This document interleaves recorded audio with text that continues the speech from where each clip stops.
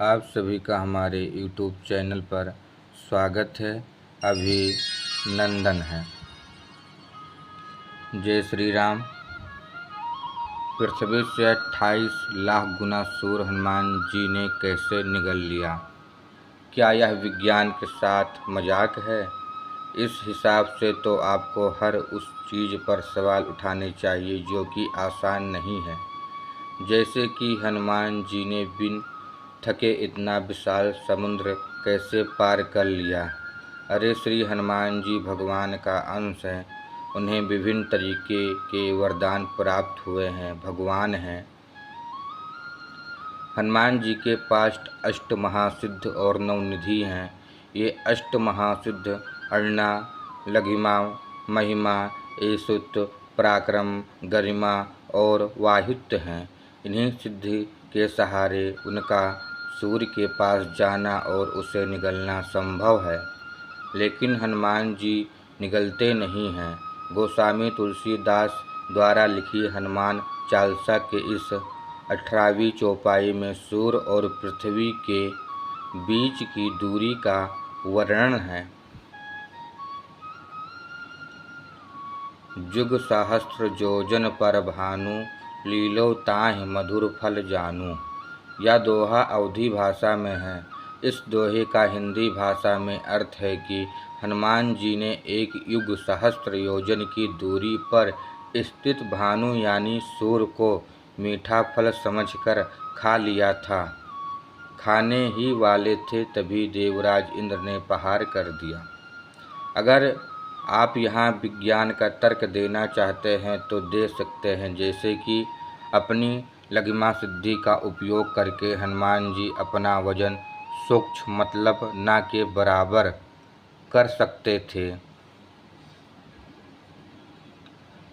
जैसा हमने विज्ञान में पढ़ा है कि जिस पार्टिकल का वजन ना के बराबर होता है वह पार्टिकल ही प्रकाश की गति से ट्रेवल कर सकता है, क्योंकि उस स्थिति में उस पार्टिकल पर गुरुत्वाकर्षण बल और सेंटर ऑफ ग्रेविटी का असर नहीं होता है। इस तरह हनुमान जी प्रकाश की गति से भी तेज उड़कर सूर्य को निगलने के लिए पहुँचे थे। और ये भी जानिए कि नासा के अनुसार सूर्य और पृथ्वी के बीच की दूरी 149 मिलियन किलोमीटर है। और यह बात पहले ही हनुमान चालीसा के 18वीं चौपाई में धरती और सूरज के बीच की दूरी का वर्णन किया गया है। हनुमान जी के अष्ट सिद्धि में से एक महिमा है।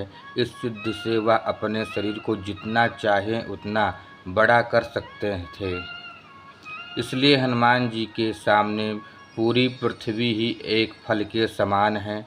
विज्ञान के अनुसार कोई भी ऐसी वस्तु जिसका वजन ज़्यादा और उसमें बहुत ऊर्जा हो वह ब्लैक होल बना सकती है, और ब्लैक होल सूर्य को निगलने की क्षमता रखता है। जब ब्लैक होल सूर्य को निगलने सकता है तो हनुमान जी भगवान शिव के अवतार हैं, भगवान हैं। ब्रह्मांड में कुछ भी असंभव नहीं है। बदलाव आज से 70-80 साल पहले अगर कोई कहता कि इंसान अंतरिक्ष में जा सकता है तो लोग हंसते होंगे। 40-50 साल पहले कोई कहता कि इंसान हजारों किलोमीटर की दूरी चंद घंटों में पूरी कर सकता है तो लोग हंसते होंगे। 20-30 साल पहले कोई कहता कि इंसान दूर बैठे दूसरे इंसान से बातचीत हंसते कर सकता है। 15-20 साल पहले कोई कहता कि एक इंसान दूर बैठे दूसरे इंसान से फेस टू फेस देख सकता है तो लोग हंसते होंगे। बदलाव 2।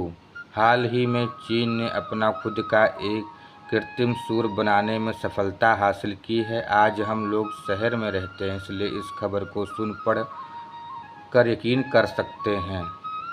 लेकिन गांव में जाकर किसी से पूछोगे तो वह इस सवाल करने वाले की तरह आपका मजाक उड़ाएगा और इस बात पर यकीन नहीं करेगा कि कोई देश किसी देश के लोग सूर्य को बना सकते हैं।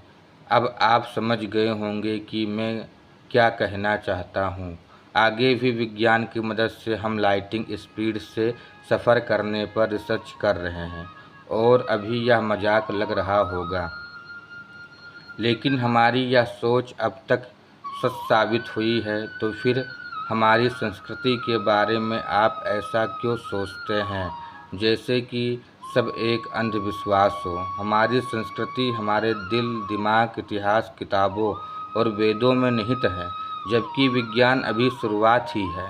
इसीलिए हम आज तक भी विज्ञान को सही तरीके से नहीं समझ पाए हैं। तो फिर अपनी संस्कृति को आप एक लिमिट तक सही लेकिन ज़्यादा विज्ञान से तुलना कैसे कर सकते हैं? इसीलिए कभी भी अपनी संस्कृति को विज्ञान से ज़्यादा तुलना नहीं करनी चाहिए। कुछ चीज़ें ऐसी होती हैं जो अभी विज्ञान भी नहीं समझ सकता। जय श्री राम। अगर आपको जानकारी अच्छी लगी हो तो वीडियो को लाइक, शेयर, कमेंट में जय श्री राम ज़रूर लिखें।